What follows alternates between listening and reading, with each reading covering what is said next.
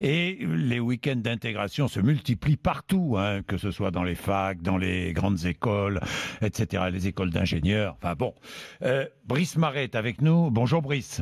Bonjour. Vous êtes étudiant en école d'ingénieur à Cachan dans le Val-de-Marne, c'est bien cela, hein? Oui, c'est ça, ouais, à l'ESTP, à l'école spéciale des travaux publics. Bien. Brice, votre frère David est décédé il y a un an au cours justement d'un week-end d'intégration étudiant. Alors nous allons revenir sur les faits tout de suite avec Mathieu Rouault. Dans l'un des nombreux campings de Pénestin, Morbihan, estuaire de la Vilaine, c'est là où est décédé David. Oui, David est étudiant à la fac de Rennes en chirurgie dentaire. 300 étudiants au Y, le week-end d'intégration, c'est la fête. Beaucoup d'alcool le vendredi soir, le samedi soir. Et au petit matin du dimanche 30 septembre, le corps de David est retrouvé sous un chapiteau. Des analyses montrent qu'une alcoolémie de 3,7 g l'a tué. Depuis le drame, plusieurs universités ont restreint ou carrément interdit les week-ends d'intégration. C'est le cas de la fac de Caen ou de l'ESCP Europe, une école de commerce à Paris. Cette année, le ministère de l'Enseignement supérieur lance une campagne de prévention. Une vidéo diffusée notamment sur les réseaux sociaux avec le témoignage de Sébastien, un autre frère de David.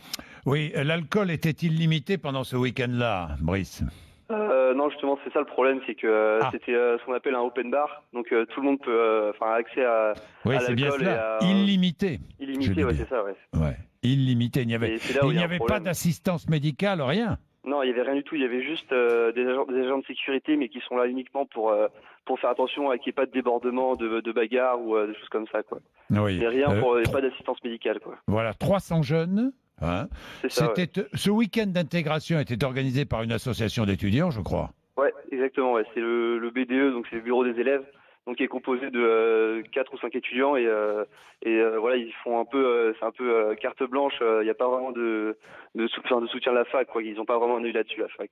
Oui, personne n'a appelé les secours. On ne s'est pas vraiment occupé de lui. Vous ne savez même pas à quelle heure il est décédé. Ouais, c'est ça. En fait, dans la soirée le samedi soir, donc le samedi 30 septembre. Il y a un moment où il s'est trouvé vraiment pas bien, donc il se sentait pas bien, il avait du mal à parler. Et des amis ont pensé qu'il était bon de le mettre dans une tente, appelée une tente PLS, donc en référence à la position latérale de sécurité. Et donc c'est juste une sorte de barnum avec une bâche par terre. Et c'est là où on met les personnes qui se sentent pas bien, et ils l'ont mis ici, et ils se sont dit bon, on va faire des tours de temps en temps pour vérifier s'il va bien. Et au bout d'un moment, la sécurité avait fini son service à partir de 4 heures, et là il n'y a eu aucune surveillance. Oui. Et donc on l'a retrouvé le lendemain matin, c'était trop tard, quoi. Oui. Brice, rappelez-nous ce qu'est un week-end d'intégration, parce que beaucoup de nos auditeurs ou de nos téléspectateurs ne savent pas trop. Le week-end d'intégration, c'est un événement qui marque le début de la scolarité, que ce soit en faculté ou même en école. Et donc c'est un événement qui est organisé par les années supérieures.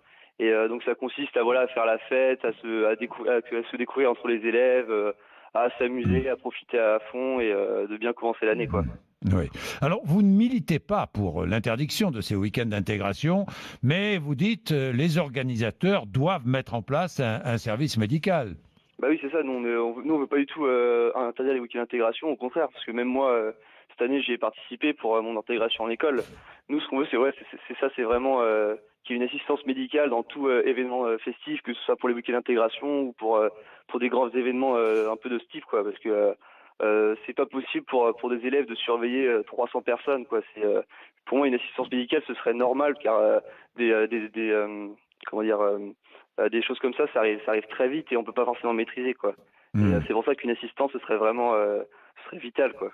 Oui, vital. Une campagne de prévention démarre après-demain, je crois. Hein. Ouais, c'est ça, ouais, avec un guide pour justement aider les facultés et les élèves à accompagner les jeunes lors des événements festifs comme les week-ends d'intégration et aussi pour lutter contre le bizutage. Merci Brice. Merci à vous. Brice Maret, merci. Au revoir. Au revoir. Vous avez participé à des week-ends d'intégration. Votre fils, votre fille a participé à ces week-ends d'intégration. Il ou elle, on vous a raconté comment ça se passait. Vous témoignez 32 16 RMC.